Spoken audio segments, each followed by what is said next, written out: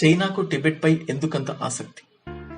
ఇండియాకు టిబెట్ కు మధ్యలో డ్రా చేస్తున్న బౌండరీ లైన్ అయిన మెక్మోహన్ లైన్ ను చైనా ఎందుకు గుర్తించను అంటుంది. మెక్మోహన్ లైన్ విషయంలో గాని, అరుణాచల్ ప్రదేశ్ విషయంలో గాని చైనాకు ఇండియాకు మధ్య ఎలాంటి వివాదాలు తలెత్తాయి? ఇలాంటి విషయాలను ఈ వీడియో ద్వారా మనం డిస్కస్ చేద్దాం.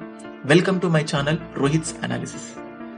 చైనా ఇండియా రిలేషన్స్ సిరీస్ లో భాగంగా పార్ట్ 1 ఆల్రెడీ నేను చేశాను. ఈ పార్ట్ 1 లో ఇండియాకు చైనాకు మధ్యలో బార్డర్ డిస్ప్యూట్స్ కి సంబంధించిన ఓవర్వ్యూ క్లియర్ గా ఇచ్చాను. ఇన్ కేస్ ఆ వీడియో చూడకపోతే ఆ వీడియో యొక్క లింక్ నేను కింద డిస్క్రిప్షన్ లో ఇస్తాను. వన్స్ ఒకసారి ఆ వీడియోని చూడండి. నెక్స్ట్, ఇండియా చైనాకు మధ్యలో Arunachal Pradesh and McMahon line కి సంబంధించిన వివాదాల్ని మనం తెలుసుకోవాలంటే అంతకంటే ముందు చైనాకు టిబెట్ కి మధ్యలో రిలేషన్స్ మనం అర్థం చేసుకోవాలి.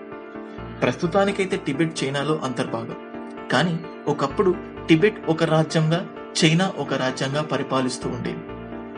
అంటే 1644 నుంచి 1912 వరకు చైనాను రూల్ చేసిన కింగ్డమ్ పేరు క్వింగ్ డైనాసిటీ అంటాం. ఇదే టైంలో టిబెట్ ని మరొక రాజు పరిపాలిస్తూ ఉన్నాడు.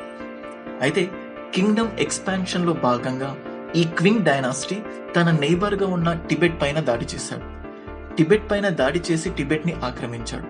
కానీ ఆక్రమించిన తర్వాత టిబెట్ ని చైనాతో కలిపి పరిపాలించకుండా టిబెట్ ని ఒక అటానమస్ ప్రాంతంగా ఉంచాలి అనుకున్నారు.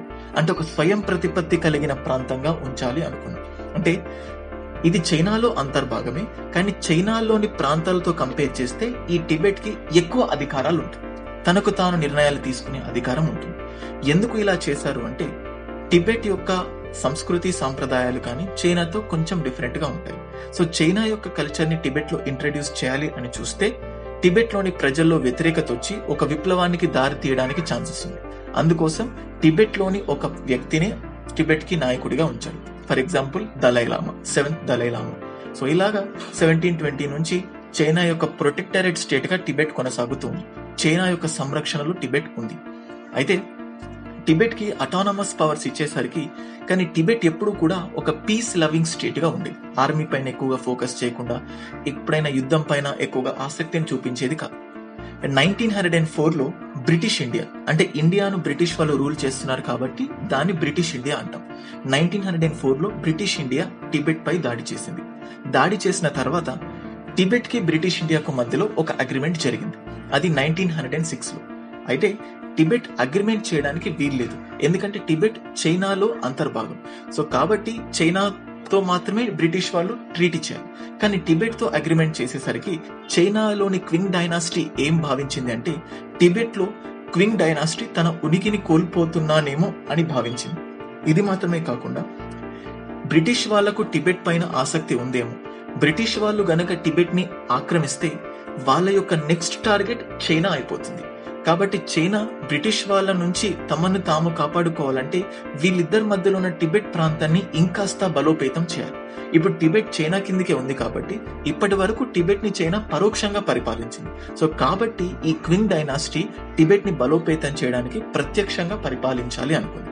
అందులో భాగంగా 1910 లో క్వింగ్ డైనాసిటీ తన బలగాలను టిబెట్ పైకి పంపించింది. సో టిబెట్ మొత్తం కూడా క్వింగ్ డైనాసిటీ యొక్క బలగాలతో నిండిపోయింది. టిబెట్ ప్రాంతంలో క్వింగ్ డైనాసిటీకి చెందిన బలగాలు చేస్తున్న దాడులు గాని, ఆకృత్యాలు గాని వాటిని చూసి తట్టుకోలేక అక్కడి నాయకుడైన 13th దలైలామా తన అనుచరులతో పాటు టిబెట్ ను వదిలి సిక్కిం కి వెళ్లి తలదాచుకున్నాడు. అయితే టిబెట్ ను హస్తగతం చేసుకున్న కొన్ని రోజులకే క్వింగ్ డైనాసిటీ తన అధికారాన్ని కోల్పోవాల్సి వచ్చింది. దానికి కారణం చైనాలో అవుట్ బ్రేక్ అయిన క్సీనాయ్ రెవల్యూషన్ లేదా చైనీస్ రెవల్యూషన్. ఈ రెవల్యూషన్ వల్ల క్వింగ్ డైనాసిటీ తన అధికారాలన్నీ కోల్పోయి దాని స్థానంలో రిపబ్లిక్ ఆఫ్ చైనా అధికారంలోకి వచ్చింది. అయితే రిపబ్లిక్ ఆఫ్ చైనా అధికారంలోకి వచ్చిన తర్వాత టిబెట్ లో ఉన్న బలగాలు క్వింగ్ డైనాసిటీ యొక్క బలగాలన్నీ కూడా ఉపసంహరించుకున్నాయి. ఇదే ఒక అడ్వాంటేజ్ గా భావించి దలైలామా తన అనుచరులతో పాటు తిరిగి టిబెట్ కి వచ్చి ఇండిపెండెన్స్ ని ప్రకటించుకుందాం అని అనుకున్నాడు. ఆ టైంలో రిపబ్లిక్ ఆఫ్ చైనీస్ నాయకులకు అలాగే టిబెట్ లోని దలైలామాకు మధ్య కొన్ని మంతనాలు జరిగాయి. అందులో భాగంగా రిపబ్లిక్ ఆఫ్ చైనా నాయకులు దలైలామాతో ఏమంటారంటే క్వింగ్ డైనాసిటీ అధికారంలో ఉన్నప్పుడు మీ పైన చేసే దాడులు గాని ఆకృత్యాలకు కానీ మేము తీవ్రంగా చలించాము. అయితే ఇప్పుడు కొత్తగా వచ్చిన రిపబ్లిక్ ఆఫ్ చైనా మీ పైన అటువంటి దాడులు ఖచ్చితంగా చేయవు. అది మాత్రమే కాకుండా అంతకుముందు మీకు ఎటువంటి స్వయం ప్రతిపత్తి అయితే క్వింగ్ డైనాసిటీ అందించిందో దాన్ని మేము తిరిగి మీకు అందించాలి అనుకుంటున్నాము అని రిపబ్లిక్ ఆఫ్ చైనా దలైలామాతో చెప్పింది. దలైలామా మాత్రం దీనికి ఒప్పుకోలేదు. మేము ఇప్పటి నుంచి ఎవరికి సబార్డినేట్ గా ఉండాలి అనుకోవట్లేదు.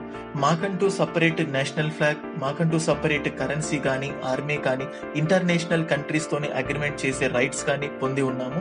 మేము స్వతంత్రంగా ఉండాలి అనుకుంటున్నాము అని టిబెట్ చెప్పింది. అయితే ఇక్కడ ఇద్దరి నుంచి 2 వర్షన్స్ మనం చూడొచ్చు. రిపబ్లిక్ ఆఫ్ చైనా వర్షన్ ఏంటంటే క్వింగ్ డైనాసిటీ యొక్క స్థానంలో రిపబ్లిక్ ఆఫ్ చైనా వచ్చింది. కాబట్టి క్వింగ్ డైనాసిటీ ఏ ఏ ప్రాంతాలనైతే పరిపాలించిందో ఆ ప్రాంతాలన్నీ కూడా ఇప్పుడు రిపబ్లిక్ ఆఫ్ చైనా వశం అయిపోతుంది. కాబట్టి టిబెట్ కూడా రిపబ్లిక్ ఆఫ్ చైనా కిందికి వస్తుంది అని రిపబ్లిక్ ఆఫ్ చైనా చెప్తుంది. అలాగే దలైలామా యొక్క వర్షన్ ఏమిటి అంటే మేము చైనాకు ఒక సబార్డినేట్ గా ఉండాలని అనుకోవట్లేదు. మేము ఇండిపెండెన్స్ ని ప్రకటించుకుందాం అనుకుంటున్నాము. కాబట్టి మేము చైనాతో కలవం అని దలైలామా అంటారు. అంటే ఇండిపెండెన్స్ ని ప్రకటించుకోవడం అక్కడ తప్పేం కాదండి. అప్పుడు ఇంటర్నేషనల్ ఆర్గనైజేషన్స్ పెద్దగా ఏం లేవు. ఒక పెద్ద రాజ్యంలోని చాలా చిన్న రాజ్యాలు కూడా స్వతంత్రాన్ని ప్రకటించుకోవడం మనం ఇండియన్ హిస్టరీలో చాలా చూసాం. మొఘల్స్ ఇండియాని రూల్ చేసేటప్పుడు నిజాముల్ ముల్క్ స్వతంత్రాన్ని ప్రకటించుకున్నాడు. అలాగే దలైలామాకు కూడా స్వతంత్రాన్ని ప్రకటించుకునే హక్కు ఉంటుంది. ఇది తన యొక్క కంప్లీట్ రైట్ అని కూడా మనం చెప్పుకోవచ్చు. అయితే వీళ్ళిద్దరి మధ్యలో వాదనలు తేలాలంటే ఖచ్చితంగా వీళ్ళిద్దరి మధ్యలో ఒక అగ్రిమెంట్ అనేది రావాలి. Maybe republic of China Dalai Lama పైన దాడి చేయొచ్చు, లేదా దలైలామాని రిపబ్లిక్ ఆఫ్ చైనాతో వాగ్వాదానికి దిగొచ్చు. కానీ ఈ టైంలో రిపబ్లిక్ ఆఫ్ చైనా దలైలామా లేదా టిబెట్ పైన ఎక్కువగా ఇంట్రెస్ట్ చూపించలేదు. ముఖ్యంగా చైనా పైన తన ఫోకస్ వెళ్ళిపోయింది. ఎందుకు అంటే అప్పుడే రిపబ్లిక్ అయ్యింది కాబట్టి ఫస్ట్ ఆఫ్ ఆల్ చైనాలో స్ట్రెంగ్థన్ అయిపోయిన తర్వాత టిబెట్ పైన ఫోకస్ చేయొచ్చు అని రిపబ్లిక్ ఆఫ్ చైనా భావించి టిబెట్ ను అలానే వదిలేసింది. అంత మాత్రాన రిపబ్లిక్ ఆఫ్ చైనా టిబెట్ ని వదిలేసిందని కాదు, టిబెట్ ని ఇంకా తనలో భాగంగానే అని రిపబ్లిక్ ఆఫ్ చైనా భావిస్తుంది. అయితే ఇదే సమయంలో దలైలామా కూడా తన యొక్క ఇండిపెండెంట్ స్టేటస్ గురించి క్లారిఫికేషన్ తీసుకోవాలనుకున్నాడు. ఇది మాత్రమే కాకుండా టిబెట్ కి చైనాకు మధ్యలో బౌండరీ లైన్స్ ని కూడా డిఫైన్ చేయాలి అని భావించాడు. సో అందుకోసం ఒక మీడియేటర్ ని పిలవాలి అనుకున్నాడు. అందులో భాగంగా ఇండియాను రూల్ చేసే బ్రిటిష్ వాళ్ళను పిలిచాడు. సో అందుకోసం వీళ్ళని మనం బ్రిటిష్ ఇండియా అంటాం. సో బ్రిటిష్ ఇండియా ఈ దలైలామా యొక్క రిక్వెస్ట్ మేరకు 1913లో షిమ్లా కాన్ఫరెన్స్ ని ఏర్పాటు చేసింది. ఈ షిమ్లా కాన్ఫరెన్స్ లో దలైలామా అండ్ ఆల్సో చైనాకు సంబంధించిన నాయకులు అలాగే బ్రిటిష్ నాయకులు కూడా ప్రజెంట్ అయ్యారు. ఈ అగ్రిమెంట్ యొక్క మెయిన్ సమరీ ఏంటంటే టిబెట్ ని 3 పార్ట్స్ గా డివైడ్ చేశారు. Inner Tibet, outer Tibet and southern Tibet. Inner Tibet ని చైనాకు అప్పగించారు అండ్ సదరన్ టిబెట్ ని ఇండియాకు అప్పగించారు బ్రిటిష్ ఇండియా ఒక కాంప్రమైజ్ ద్వారా. ఈ సదరన్ టిబెట్ లో మనం చూసే ప్రస్తుతం ఉన్న Arunachal Pradesh, most of the Arunachal Pradesh and Tawang reason అంతా కూడా ఈ సదరన్ టిబెట్ లో ఉంటుంది. అయితే చైనా ఏమని భావించి ఈ అగ్రిమెంట్ కి వచ్చిందంటే టిబెట్ లోని దాదాపుగా ఎక్కువ భాగాన్ని చైనాకే వస్తుందని భావించి రిపబ్లిక్ ఆఫ్ చైనా అగ్రిమెంట్ కి వచ్చింది. కానీ కేవలం ఇన్నర్ టిబెట్ మాత్రమే ఇచ్చేసరికి దానికి సంతృప్తి చెందక చైనా ఈ ట్రీటీ నుంచి విత్డ్రా అయిపోయి వెళ్ళిపోయింది. చైనా వెళ్ళిపోయిన తర్వాత బ్రిటిష్ ఇండియాకు టిబెట్ కి మధ్యలో అగ్రిమెంట్ కంటిన్యూ చేసి ఒక ఎండ్ కు వచ్చింది. అంటే టిబెట్ కి ఇండియాకు మధ్యలో చేసిన అగ్రిమెంట్ ప్రకారం ఇండియాకు ఇచ్చిన southern Tibet and also Tibet కి మధ్యలో ఒక బౌండరీ లైన్ ని డ్రా చేశారు. ఈ బౌండరీ లైన్ ని మనం మెక్ మోహన్ లైన్ అంటాం. కానీ చైనా తన వాదన ఏంటంటే అసలు బ్రిటిష్ ఇండియాతోని అగ్రిమెంట్ చేయడానికి టిబెట్ కి ఏమాత్రం అధికారాలు లేవు, అసలు అది ఒక స్వతంత్ర రాజ్యమే కాదు, కాబట్టి ఈ అగ్రిమెంట్ కూడా చెల్లదు, మేము మెక్మోహన్ లైన్ ని ఖచ్చితంగా అంగీకరించము అని చైనా తన వర్షన్ ని చెప్తుంది. అండ్ బ్రిటిష్ వాళ్ళ వర్షన్ ఏంటంటే ఈ టిబెట్ ని ఇండిపెండెంట్ గా అనౌన్స్ చేసేసరికి ఇప్పుడు ఇండిపెండెంట్ గా ఉన్న టిబెట్ అండ్ బ్రిటిష్ మధ్యలో జరిగింది కాబట్టి మెక్మోహన్ లైన్ ఒక అఫీషియల్ లైన్, ఇదే ఒక లెజిటిమేట్ లైన్ అని బ్రిటిష్ ఇండియా అని అంటుంది. సో ఇలాగా టిబెట్ అండ్ చైనా వాళ్ళ వర్షన్స్ వాళ్ళు చెప్పారు. ఈ మెక్మోహన్ లైన్ ని బ్రిటిష్ ఇండియా ఇండియన్ సర్వీస్ లో కూడా అరౌండ్ 1935 నుంచి 37 లో అనౌన్స్ చేసింది, అఫీషియల్ గా కూడా రికగ్నైజ్ చేసింది.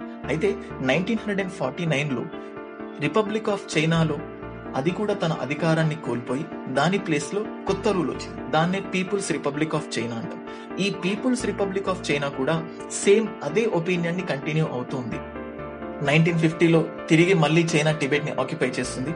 సో టిబెట్ ని పీపుల్స్ రిపబ్లిక్ ఆఫ్ చైనా ఏ విధంగా ఆక్రమించింది, అండ్ తర్వాత మెక్మోహన్ లైన్ ని ఎందుకు గుర్తించను అంది, ఈ మెక్మోహన్ లైన్ కి అలాగే అక్సాయ్ చిన్ ప్రాంతానికి ఎలాంటి కనెక్షన్స్ ని చైనీస్ పెట్టారు, అండ్ ఈ కనెక్షన్ వల్ల ఇండియా తీసుకున్న ఫార్వర్డ్ పాలసీ వల్ల 1962లో ఎలా వార్ అనేది అవుట్ బ్రేక్ అయిపోయింది. సో దీని యొక్క ఎక్స్టెన్షన్ పార్టే నెక్స్ట్ వీడియోలో మనం క్లియర్ గా చూద్దాం. సో ఈ వీడియోలో ఈస్టర్న్ సెక్టర్ లో అరుణాచల్ ప్రదేశ్ కి సంబంధించిన డిస్ప్యూట్ ని క్లియర్ గా చూస్తాం.